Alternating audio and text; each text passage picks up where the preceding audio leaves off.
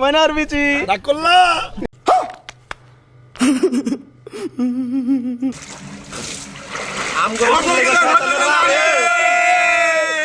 Rakolla.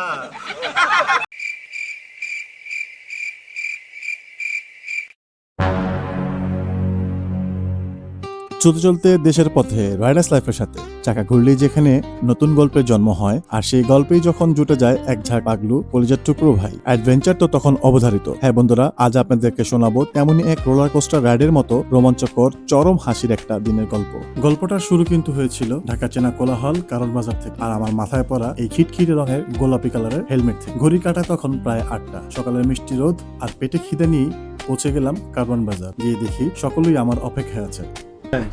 নানা করে নিছি এই সেলেন দিয়া লাগা চারটা আদর ভাই আদর টাকা আদর বিল দেই নাই ভাই এটা লোক কাস্টমারের টাকা ভাই আমি দিবি আমি বললে লে বেটু सामान से निकले वाली आवाज और पॉकेट से निकले वाले माने के अभी अंदर फेरत नहीं आती। এরপর শুরু হলো আমাদের মিশন, গন্তব্য সবুজে ঘেরা গাজীপুর। ভাই এটা কাকে দিতে আপনি বিলাচ্ছেন কি? আমি বিলাচ্ছি না ভাই, আপনার হোটেল নাকি ভাই? এটা এই যে ঘর্ষণ তো দরকার নাকি ভাই? যাও কার্ড দিচ্ছি, ঘুরে আসো। ঠিক আছে, ইয়াং জেনারেশন। আপনি 10-এ 10 পাইছেন কেন? ও শিট। গাড়ি স্টার্ট হতেই শুরু হয়ে গেল আমাদের আড্ডা চিল। হাসির চোটে গাড়ির ছাদ যেন উড়ে যাচ্ছে, কিন্তু বিপত্তিটা হচ্ছে অন্য জায়গায়। বাইরে তখন প্রচন্ড পরিমাণের রোদ, আর তার সাথে ছিল বুক ফাটানো অসহ্য গরম। মুরগি আইছে রে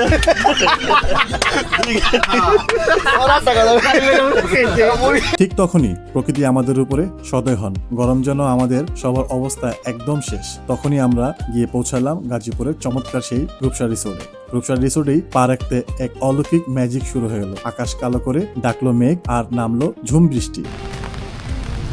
আমাদের আগমন শুরু হয়ে গেল বৃষ্টি। শুভেচ্ছা স্বাগতম হয়েছে বৃষ্টি দিয়ে। প্রচন্ড এই গরমের পর বৃষ্টি যেন ছিল এক অমৃত। আর দেরি না করেই আমরা সবাই চলে গেলাম সুইমিং পুলের দিকে।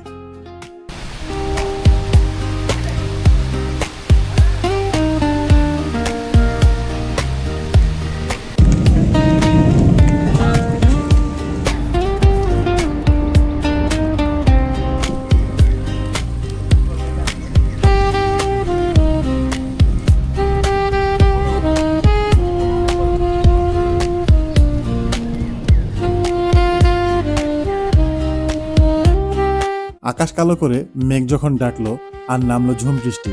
প্রচন্ড গরমের পর এই বৃষ্টি যেন ছিল মেঘনা চাইতেই জল। এই স্বর্গীয় আবহাওয়া দেখে আমাদের আর তর্স হইল না। আমরা ঝাঁপিয়ে পড়লাম রিসোর্টের সুইমিং পুলে।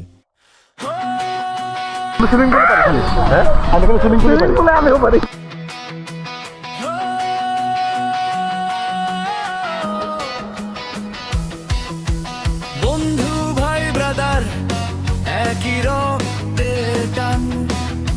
আমরা এখন বাওয়াল রিসোর্টে আছি। এরকম বেশি কথা কই না, রূপসা না, আমরা ইলিশ মাছের রুই মাছ বলতে পারি কি? কি অবস্থা ভাই? এক 对人家都让你带人去安个坐标，比俺们古塔也是咱们呀，你看看古塔也是咱们比不多公爵在。 আর আমার সানগ্লাস গেছে। আর রং সত্যিকারের ব্রাদাররা থাকে সারা জীবন সঙ্গ।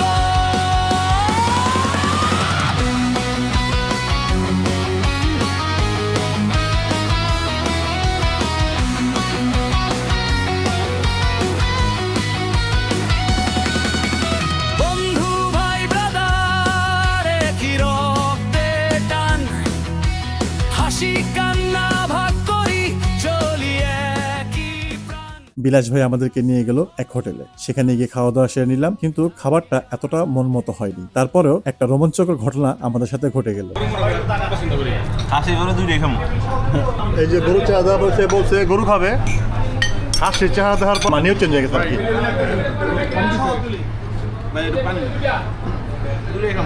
হাড্ডিটা দেখি। আপনার হাত ছিল, কপালের হাড্ডি। আপনার হাত ছিল ভাই, আপনার ভাই হাড্ডিটা কিন্তু মজা ছিল।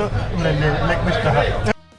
হ্যাঁ বন্ধুরা, এবার খাওয়া দাওয়া শেষ করেই আমরা সেখান থেকে বের হয়ে পড়ি, সরাসরি চলে গেলাম আমাদের মূল গন্তব্যে, যেটা ছিল আজকের দিনের আসল মিশন, বিশাল এক লেচুর বাগান।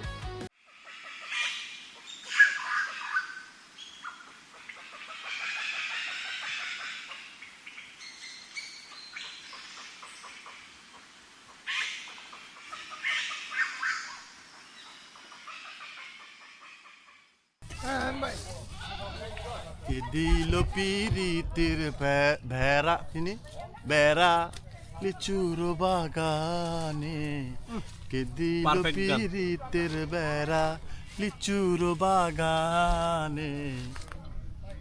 বললেন না তো ভাই, করতে পারি না।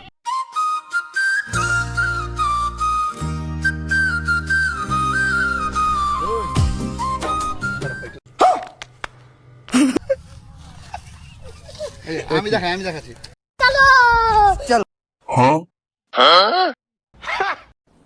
डिप्रेशन, मैं डिप्रेशन में रहता हूँ हमेशा, अब भी मैं डिप्रेशन में हूँ। গাছ থেকে একবার লিচু পেরে লিচু খাচ্ছি।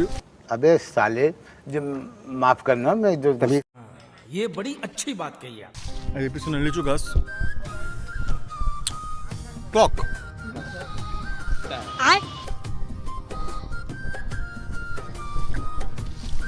এটা খেতে খুব সুস্বাদু কিন্তু টক।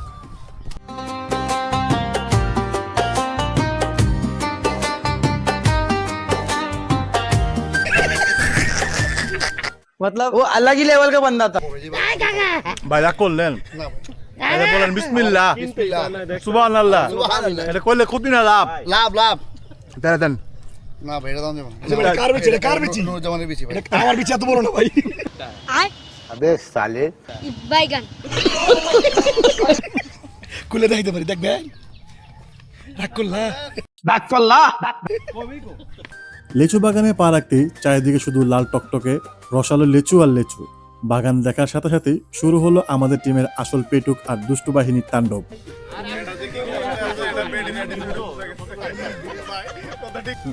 বাপু দি ভাই খাইতেছে ভাই।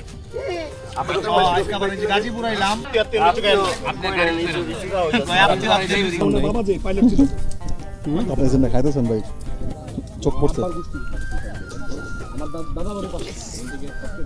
আমিও খাইতেছি। কি ভাই প্রমাণ রাখতেছেন কেন? পরে তো আমি ডিনাই করতে পারবো না। A few moments later. আমি খাইতারি না, এক খাবলা লইয়া আমার খাওয়ার রুচি নাই। আমি খাইতারি বলে খাওয়ার রুচি নেই ভাই। নাসির ভাই বাগানের খাইয়া বেরিলো। একদিন অবস্থা দেখেন, আপনি পাপড় অবস্থা দেখেন না ভাই, পাপড় অবস্থা দেখেন। ময়না, এটা কার বিচি? ময়নার বিচি। ময়নার বিচি। ময়নার বিচি। ময়না রাগ করলা। এত সুন্দর একটা দিন উপহার দেওয়ার জন্য পুরো টিম মেম্বারদেরকে জানাই আন্তরিক ধন্যবাদ, বিশেষ করে নাসির ভাই এবং আসিফ ভাইকে। আপনাদের ধন্যবাদ না দিলেই নয়। আর আমাদের পাশে গাজীপুরের যিনি সার্বক্ষণিক ছায়ার মতো ছিলেন, বিলাস ভাই, আপনাকেও একটা বিগ থ্যাঙ্কস। লিচু খাইতে খেতে আমাদের অবস্থা এরকম হয়েছে যে এখানে এসে অলরেডি মনে হয় আমাদের 100-র মতো লিচু খাওয়া হয়ে গেছে। একজন মনে হয় 100-র উপরে লিচু খাইছে। সবার অবস্থা একেবারে খুব মানে দুর্দশা অবস্থায় আছি। লিচু গাছ থেকে লিচু পেরে আমরা লিচু খেয়েছি। ভাই লিচু টেস্ট কেমন ছিল? মাশাআল্লাহ। লিচু টেস্ট থেকে বেশি আমাদের কাছে যেটা বেশি আমাদের চোখে লাগছে এবং যেটা আমাদের সবথেকে বেশি ভালো লাগছে সেটা হচ্ছে হলো এই লিচু বাগানের যে ওনার যথেষ্ট পরিমাণের আন্তরিক ছিল এবং ওইখানকার যারা কাজ করতেছিল খালারা, ওরা আমাকে হাত ভরে ভরে লিচু দিয়ে দিছে। সো চলতে চলতে দেশের পথে রাইডার্স লাইফের সাথে এখন আমরা ঢাকার উদ্দেশ্যে রওনা হব। লিচু বাগানের সেই ধামাকা যখন শেষ, অবশেষে ঘরে ফেরার পালা। দিন শেষে ক্লান্তি আর গরম যতই থাকুক না কেন, সকালের সেই গোলাপি হেলমেট, ফানি মোমেন্ট, বৃষ্টি, আনন্দ, বন্ধুদের সাথে লিচু নিয়ে হই হুল্লোড়, এই স্মৃতিগুলো আমাদের আজীবন মনে থাকবে। আজকের গল্পটা এখানেই শেষ করছি। চলতে চলতে দেশের পথে রাইডার্স লাইফের সাথে আবার দেখা হবে অন্য কোনো একটা নতুন অ্যাডভেঞ্চারে। সবাই ভালো থাকবেন। আল্লাহ হাফেজ। একই রক্তের টান, হাসি কান্না ভাগ করি চলিয়ে